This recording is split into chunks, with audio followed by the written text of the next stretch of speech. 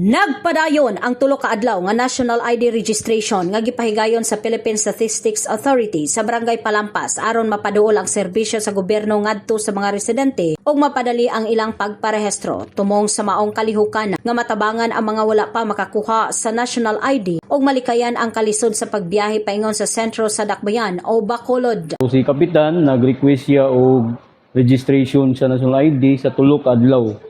Ang amuang tumong niini lasbi na amuang opisina ang Philippine Statistics Authority nga ang pagserbisyo sa tawo duol na lang, no, dili na ingon nga moadto pa sila Bacolod, moadto sila og syudad, kundi ginabarangay na sila kay para sayo na nga maka-avail sila sa tuang National ID kay tungod sa karon nga panahon.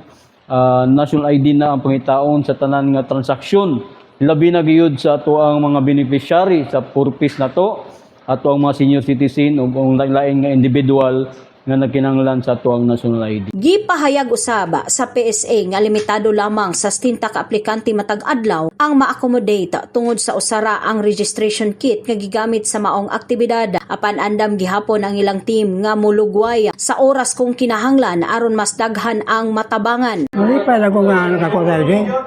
Hindi pa ko nga. Kos kong ID. Pwede nga makuha ko sa pensyon magamit na. Giawag usab sa PSA ang publiko nga pahimuslan ang maong oportunidad samtang anaa pa ang registration sa barangay ilabi na kadtong wala pa gihapon makaparehistro sa National ID aron mas sayo na ang pag-akses sa mga serbisyo sa gobyerno o pribadong sektor. In the heart of changing lives, kini si Brigada Dixin Binihagan sa 89.3 Brigada News FM San Carlos, The Music News Authority.